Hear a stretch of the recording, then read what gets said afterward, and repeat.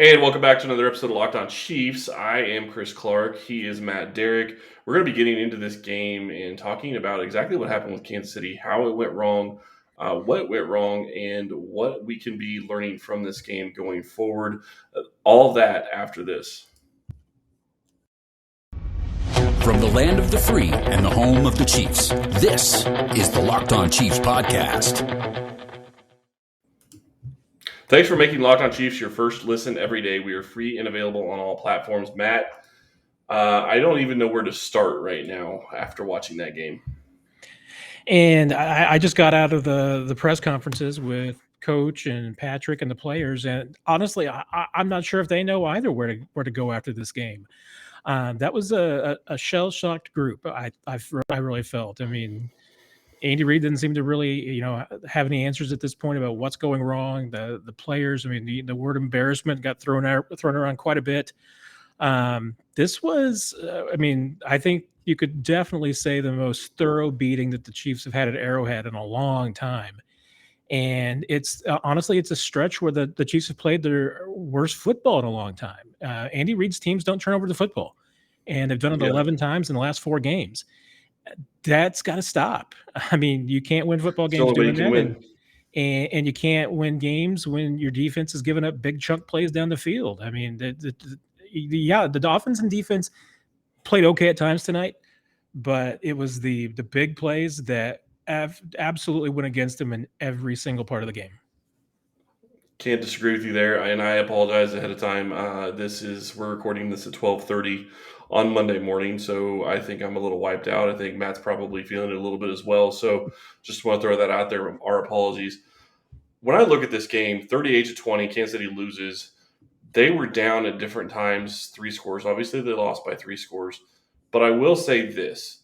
Early in the third quarter, when they went down 3 scores, I wanted to see what this team had.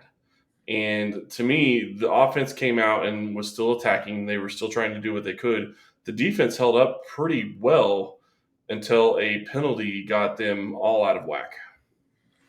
Yeah, the roughing the passer penalty on Frank Clark really seemed to just zap the final bit of momentum. That was a play that Chiefs get the turnover. I mean, that was essentially a punt on that interception that Rashad Fenton comes up with. But either way, I mean, that's what Chiefs were going to get the good football in good field position, and they did.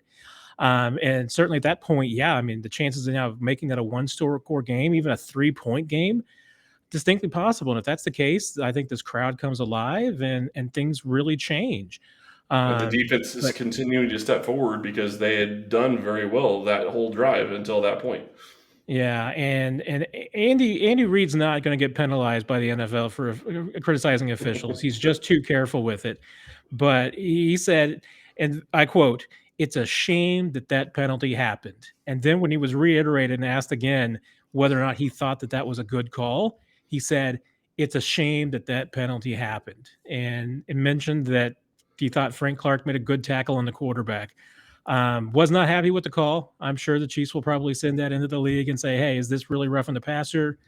I'm sure the league will say yes. But and if it is, how? That's what I want to know. We were discussing hit him like he was going to hit him right before he released the ball. As he hits him like half a second after he releases the ball, and then he let his arms go wide open, not trying to drive him into the ground. So by definition, that shouldn't be roughing the passer. Yeah, we were discussing in the press box, and really the only thing that we could come up with was that, yeah, I mean, anytime that you get your arms around the quarterback and the official from his angle thinks that you land with your weight on the quarterback, they're going to throw the flag. I thought that it looked like Clark certainly wrapped him up, but I think he let go of him on the way down. Seemed like he even turned his body a little bit so that his full weight did not land on the quarterback. But it's all what the official sees from his angle, and it's not what we see on the replay, which can sometimes be a much more conclusive view. If the official thinks he landed with his weight of the body on the quarterback, they're going to call it every single time. Yeah, and that's a very troublesome call. And honestly, I want to say this up front. That is not why Kansas City lost the game. Very much not why they lost the game. But it did change momentum. Kansas City had an opportunity to, like you said, go within 1 score, maybe even 3 points very late in the game. And if that happens, Kansas City's defense is going to probably get the ball back for their offense with a chance to take the lead. But lots of injuries to talk about as well, and we will get to those right after we get back from this break. Does this sound familiar? You've got one device that lets you catch the game live, another that lets you stream your favorite shows. You're watching sports highlights on your phone, and you've got your neighbor's best friends log in for the good stuff. Well, I want to tell you about a simple way to get all that entertainment you love without the hassle, and a great way to finally get your TV together. It's called DirecTV Stream, and it brings you live TV and on-demand favorites together like never before, so you can watch your favorite sports, movies, and shows all in one place. That means no more juggling remotes and no need to buy another device ever again. And the best part, there's no annual contract. So get rid of the clutter and the confusion and get your TV together with DirecTV Stream. You can learn more at directv.com. That's directv.com. Compatible device required. Content varies by package. All right, so let's go and dive into this, even though it's not a fun game to dive into. Too many penalties, too many penalties on both sides. Kansas City did not do themselves any favors with penalties, but it was also a continuation of the turnover problem that they've had. You saw a turnover on a kick return, ended up not hurting Kansas City because they were able to get the Buffalo Bills to basically just give them the ball right back a couple plays later. So that didn't hurt them, but another 2 picks for Patrick Mahomes and a fumble. Yeah, and the penalties, as poorly efficient as I think that the game was Sunday night, the penalties went kind of both ways. I mean, I think there was a couple that the Bills were certainly not happy with either, and they were pretty heavily penalized too. I mean, the officials Yep. were definitely flag happy, which I know none of us like to see, but and it was a rough night for Orlando Brown. I think he got called for at least 3 or 4 penalties. A couple of them were declined, but kind of a rough night for him from that standpoint. I didn't think that even the penalties necessarily, I don't think, were the killer. I mean, other than the Frank Clark penalty was certainly one that changed the momentum, and that's the biggest one I think you could point to. But the turnovers, yeah, those, I mean, every single one of them. Byron Pringle fumble, certainly. I mean, just taking away a drive from you completely. You get the pick six. You get the Greg Rousseau making a great interception off that Mm-hmm. deflection. I mean, that was just a great defensive play. Give him that one. But honestly, I mean, I think that at least 2, if not 3, of the Chiefs' turnovers were concentration. Patrick Mahomes just whiffs on a snap. I didn't see to be anything wrong with that. It looked like it hit him in the hands, It did but hit it him in the also hands. also looked like his head was just already looking towards making the play and Yep. wasn't concentrating on getting the ball in. Tyreek Hill has the ball go completely through his hands. That's a mental issue. That's not a physical error to me. That's totally, those are both mental. Well, and Tyreek Pringle's Hill, maybe in there too.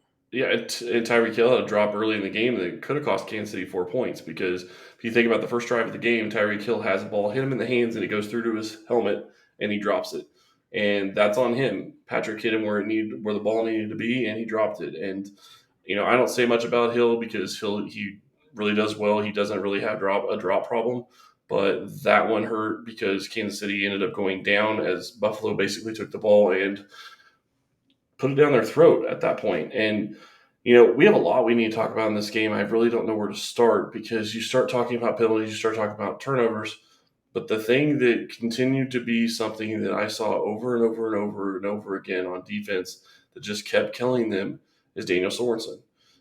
I don't like harping on one player, but play after play after play tonight, he was either not making a tackle when he hits him in the hole or not in position on the back end of the defense. And that is killing this defense right now.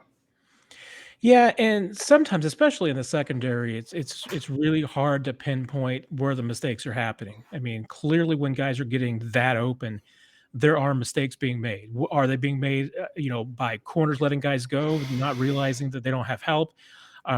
Who's really to blame on those? It's really difficult unless you know the play call to specifically pin it on somebody. But yeah, I mean, I don't think there's any doubt. I mean, Dan Sorensen's had, I think, some of the couple of roughest games of his career the last few weeks. He's always been a guy that you could count on to be a sure tackle guy, a guy who's always going to be in the right place. And yeah, I mean, I think we're seeing at age 31 that Dan Sorensen's not as fast as he used to be. He doesn't seem to And be he as wasn't fast to sure-handed. begin with. Yeah, I mean, physical skills have never been his strength. It's always Yep. been, he's been a pretty headsy player on the field, and he plays hard. But yeah, I mean, you're not seeing that he has the reaction that he used to. He's not as sure-handed a tackler as he used to be.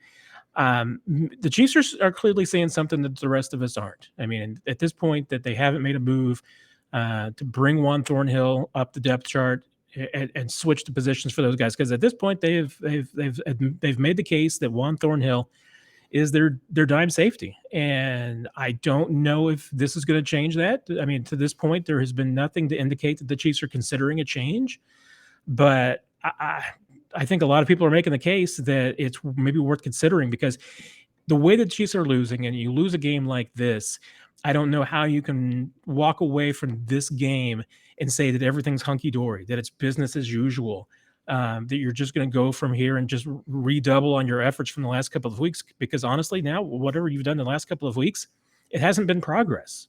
Yep. A couple of weeks ago, Andy Reid and Steve Spagnuolo both said that, hey, lineup changes weren't on the table. I think at this point, they've got to be on the table. We'll see this week if they are, but I think they've reached that point where it's got to be under consideration. Well, I'm glad to see that they brought Willie Gay in the game. I think that really helped at times in the second half and late in the first half.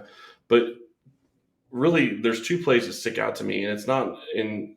They might seem minuscule now, but it's two plays where Sorensen is hitting a guy that's either a yard from the line of scrimmage or maybe 2 yards from the line of scrimmage, and it could be a second down and 8 or a second down and 9 or a second down and 10, and instead the guy gets past him and it's second down and 1 or second down and 2. If you don't make those plays or even just slow them up to where you can get somebody else there to get them down and still keep it a 6 or 7 yard to gain to the first down, that's going to kill this defense. They don't have the talent to be able to stop those plays, play after play after play. And I understand what you're saying about not knowing where people are supposed to be necessarily based on the defensive look. But based on different screenshots that they gave during the game, it sure looked like Sorensen was responsible for the deep ball to Diggs and for the deep touchdown to Knox. And for a guy that has been very headsy and has been very smart throughout his career, it is just really killing this Chiefs defense for him to be out of position as much as he has been. Well, and then, on a night like this, even, arguably your best corner, L'Jarius Sneed, gets beat on a deep Mm-hmm. touchdown. I mean, it's not just Dane Sorensen. I mean, there's lots of mistakes that are being made across, this field.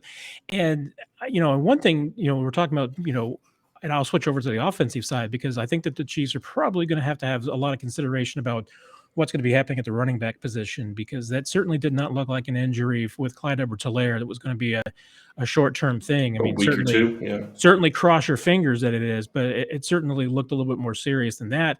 If that's the case, then the Chiefs are definitely going to have some changes on the offensive side. And, if that means that it's a combination of Darrell Williams and Jerick McKinnon that are filling that spot in the lineup, might mean a little bit difference, for this team. And frankly, I mean, it can't be a good change, because Clyde's been running the football really well the last few weeks.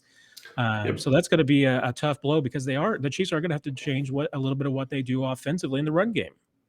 No, and I completely agree with you. And we do need to talk about what the offense is going to be looking at over the next couple of weeks, because I do believe that Clyde's going to be out for a couple of weeks. But let me talk about another sponsor that I really love. I actually tweeted about this weekend because I really enjoy these products. Built Bar, if you haven't tried their protein bars yet, you really need to try them. They're absolutely fabulous. For a limited time, they have a flavor called Cookie Dough Chunk. It is the best Built Bar that I've ever tasted. Did you know that they have 9 normal, delicious flavors that you can get at any time? When you talk to a Built Bar fan, they're definitely passionate about their faves. You definitely need to check out the Cookie Dough Chunk. They have coconut, almond, cherry, raspberry, mint brownie, peanut butter brownie, double chocolate, and salted caramel is very good as well. There's something there definitely for everybody. My favorite flavor, Cookie Dough Chunk. It is absolutely delicious. If you haven't tried all the flavors, you can get a mixed box where you get 2 of each of the 9 flavors. Not only are Built Bar flavors the best tasting, but they're very healthy too. 17 to 18 grams of protein, only 130 to 180 calories, just 4 to 5 grams of sugar, and 4 to 5 grams of net carbs. All tasty, all healthy. Go to built.com and use promo code LOCK15 and you'll get 15% off your first order. Use promo code LOCK15 for 15% off at built.com. Now, when we start looking at the offense and what they're going to have to do going forward, man, for a unit that you thought was just going to carry this team all year long, they struggled at times tonight. And I have to say, this was probably one of the worst games that I've seen Patrick play in a while. Yeah, I mean, it really was, and certainly some of it. Hey, he didn't get some help from his teammates in a couple of different spots. We talked about, Absolutely. some drops here and there, but and Mahomes said he did, he wasn't particularly sharp, and he puts obviously three of those turnovers on his ledger, and they were. This was, I mean, it was a tough game, and usually when we have seen Mahomes have bad games, yeah, I mean, sometimes it can be execution, but I think you always usually have to give credit to the defense too for having a really good game plan. And I think the Bills. I had questions about the Bills' defense coming into this. Were they really as good as they had looked the last 3 weeks? Playing against some ragged teams. Chiefs are a good offense, and Bills put them down. Now, once again, if the Chiefs don't turn the ball over 4 times in this game, it's a completely different outcome. And even if the defense had been able to get a turnover or two, maybe it's a little bit different. Chiefs have to cut down the turnovers. I mean, that's just how it is. You take out the turnovers from this game. I mean, like I said, I mean, it is a completely different matchup. I mean, Chiefs, I think, easily left some points on the board. I mean, even with some of the locations of the turnovers, certainly the interception cost them points there, that Russo had, we had talked about earlier. So to me, I mean, that's where it starts. I mean, the number one thing. I mean, I didn't think that this offense had a whole lot of problems tonight outside of some drops here and there. Maybe the weather had to do with that. But ultimately, turnovers. And you can't blame the weather on the turnovers because the turnovers have been happening for 4 weeks now. That's true, and it's definitely something they got to get figured out. I do want to say there was one bright spot, and I will have to go back and I'll have to rewatch some of the game to see if I see more of it from this guy. But I thought Josh Gordon, obviously he wasn't playing, he didn't play a ton, but he got in there. He made a very productive play, and it showed to me that he is already on the same page with Patrick when it comes to Patrick breaking the pocket and being able to run to a spot that he's going to get open. And Patrick already trusts him enough to throw the ball up, and I think that's a very encouraging sign for the offense going forward.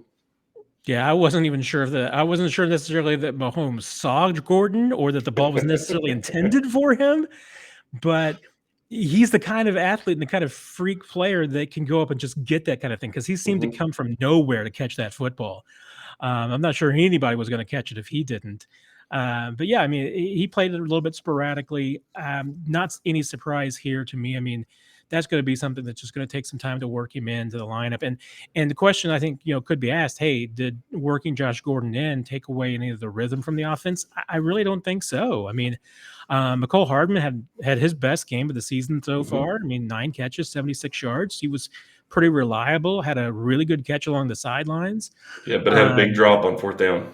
everybody had some drops tonight, that's for Yep. sure. But Hill and Kelsey, I mean, they were relatively quiet games for the two of them. And once again, I mean, I think that a lot of that, once again, yeah, there were a couple of drops, but give credit to the Buffalo defense. I mean, they played those two guys well, and if teams are going to try and take away Hill and Kelsey. I mean, that's why you're hoping a Josh Gordon can become an impact guy because you need other people to step up. And right now, tonight, I mean, outside of McCole Hardman, nobody really stepped up. Yeah, and Demarcus Robinson had a catch. Byron Pringle had a nice touchdown catch, getting open on that. But you're right, other guys didn't step up. Jody Fortson didn't do anything on offense this game. Noah Gray was a healthy scratch. I thought that was rather interesting, but I would say that solidifies where Fortson is on this roster, at least in the Chiefs' mind. So I think that's helpful going forward. And then you look at the rest of the offense, other than Brown having a struggling night, and honestly, I think Niang, maybe I'm wrong, but it looked like he should probably try to cut Rousseau on that type of pass play where the interception happened. He did it several other times, and it looked like he should have been going for the legs. But Niang, I thought, played pretty well. I think he's starting to get the hang of where he's playing at right tackle. The interior of the offensive line, I thought, looked pretty good for the most part tonight. So that's still a positive going forward. Mahomes needs to get to a point where he is continually improving and getting better at his accuracy because it really hurt tonight on several throws that were either short or behind the player or a combination of things. He was missing at different times tonight, and that really hurt. Yeah, and there's a kind of another nugget on the offensive side to be concerned about, which is Joe Tooney having the fractured hand.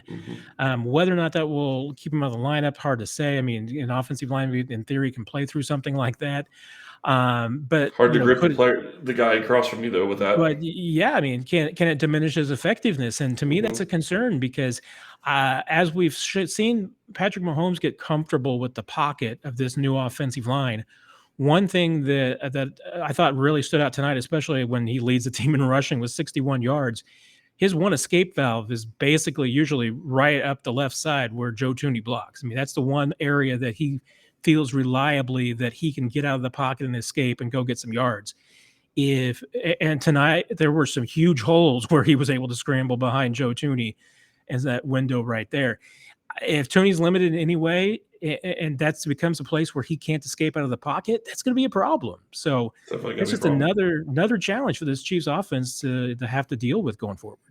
Yeah, and you start looking ahead to the Chiefs' schedule going forward. I think that they have their next 4 games, I believe, are before they play Green Bay. I think all of them are very winnable games. I think they should be able to win them all. The question is, are they going to be able to play like they should be able to play? And right now, they haven't been doing that. Obviously, that's a problem. But I will say, with Orlando Brown struggling tonight against the Bills pass rush, that I'm not going to call them subpar, but they're not anything close to what Kansas City's played at other times this year, like the Cleveland Browns early in the season specifically. But Brown's going to be seeing a lot of Chase Young next week. That's a scary matchup for him. Yeah, it is. I mean, that Washington game to me, at least at the beginning of the season, posed to me as a little bit of a trap game coming between Buffalo and Tennessee. I don't know it can be really a trap game right now because this Chiefs team, Yep. if they're not focused this week, they're not going to be focused all season. I mean, this is a week that they've got to get healthy, lick their wounds, get it together, and go out and put together an all-around performance on Washington. If they don't do that, then yeah, once again, I mean, we've said this a couple of times now. I mean, if the Chiefs can't go out and put together a performance this week, going to be a real problem to see when they can put together performances. And the Tennessee game, I think, is still going to be it's still a bit of an enigma what the Titans are. The Giants, you should go with, be able to get that win at home. But you're right. I mean, Especially without them having Barkley more than likely, and maybe even Daniel Jones at this point. exactly. I mean, these are at least 2 winnable football games, and honestly, I mean, Chiefs have every right to believe that they should be 3-0 in these games, and anything less than 3-0, 2-1 is a real concern over the next 3 weeks. Yeah, and then they play Green Bay the week after that, and then they'll play the Las Vegas Raiders. So if they could find a way to get to 4-1 in the next 5 games, I think they're in a good position. Being 6-4 compared to where obviously that's not where we expected them to be at this point, but that's the reality of where they are right now. So the question is does this team have the ability to make moves to get better throughout the rest of the year and maybe even still sneak into the playoffs? Honestly, at this point, they still have 11 games to play. Sorry, they still have 12 games to play. I'm not used to the 17-game season yet. So there's a lot of football left to go. But at 2-3, you're basically up against a wall already in the season, and Kansas City is not going to be able to afford to lose many more games the rest of the year. Well, at 2-3, certainly, and with losses to Baltimore and to Buffalo at this point, the Mm-hmm. Chargers, you can pretty much kiss the number 1 seed goodbye. Yep. You're not necessarily, you're still in it with as far as the AFC West goes. I mean, the Chargers are getting a little bit further away from you. And you've got to go to Los Angeles on a Thursday night later this season. It doesn't make that trek any easier trying to catch the Chargers. I mean, at this point, a wild card spot is the most likely outcome for the Chiefs if they make the playoffs, and it's still possible. I mean, it's not like they've thrown that away, and this has been one of the toughest parts of their schedule. I mean, nobody thought they were going to be at this point. I think 2-3. I think that you would have been gotten pretty good money if you'd bet that the Chiefs were going to be 2-3 at this point because nobody would have thought that. I mean, Yep. the odds on that would be extremely long. So, hey, there's still plenty of football. This team has not panicked. I mean, here talking to them after the game, that was one of the messages. I mean, they certainly realize there's 12 more games left, so they feel like there's plenty of football. They feel like they can still win out. Maybe not run the table, but they feel like that they're still capable of putting together a run and getting the double-digit wins, which will most likely get you to the playoffs. They've dug a hole for themselves. There's a lot of work Yep. to do, but this team, I would say that their psyche seems a little battered, but they still believe in themselves. And for better or for worse, I mean, this is going to be a week where that belief is going to get challenged because they're going to have to rebuild themselves a bit this week. We'll see what happens, but they don't feel like that they're out of it by any stretch of the imagination. Yeah, and I don't think that they should feel like they're out of it by any stretch of the imagination. I agree with that completely. One thing that really sticks out to me, we've already kind of talked about this a little bit, is Mahomes with his interceptions. With two more tonight, he is now at 6, where he got all last season. Yeah. And that is definitely not what we've come to expect from him. So you would think that that's going to get cleaned up over the next couple of weeks. You would hope. Obviously there are a couple of those that are bounces off people's hands, so you're going to get those kind of fluky things.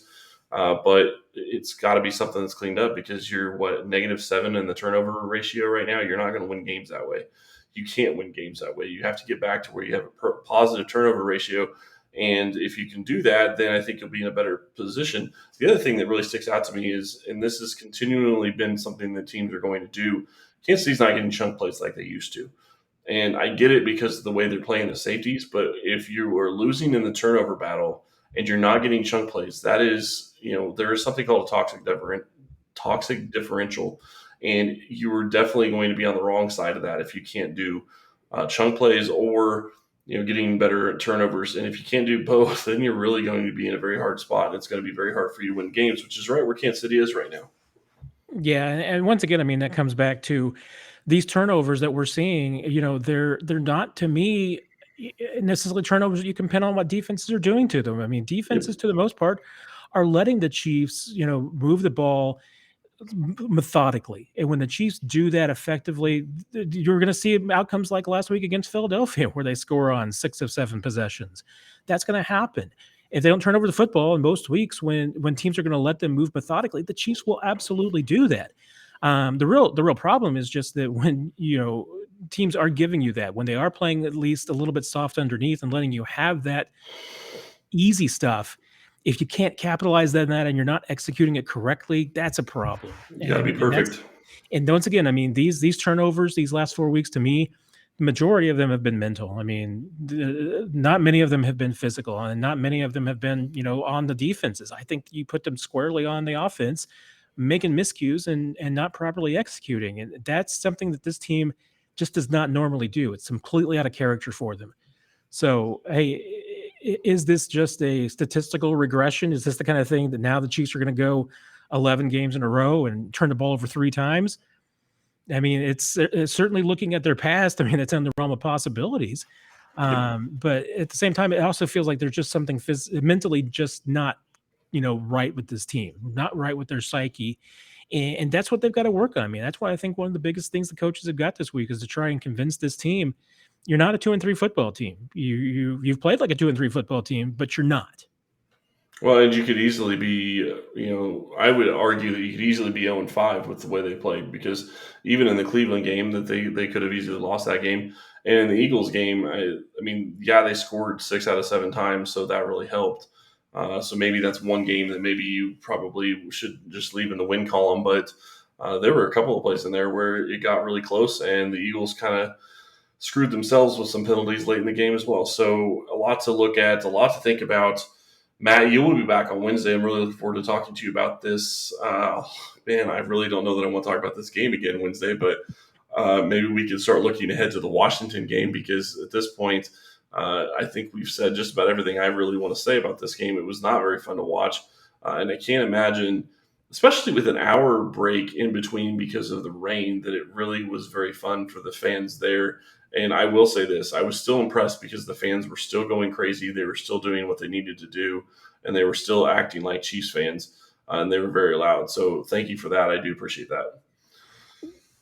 Yeah, it was a little interesting there in the third quarter. I don't know if the fans were quite in it as much at the beginning. They did definitely started to thought about midway through the third quarter, got back into it, and a lot of fans stuck it out here. Some did head to the exits during that extended halftime, but I was surprised by the number of fans that did stick it out. And here we are, 1:03 in the morning, and it is still pouring here at Arrowhead. So Yep. maybe the rain will wipe away everybody's tears, Chris. God, man, we gotta hope so. Matt, thank you so much for coming on. Really appreciate it. And I will be back tomorrow to talk with actually a buddy that is coming on that hasn't been on for a little bit. So Look forward to that, and we will talk to you tomorrow.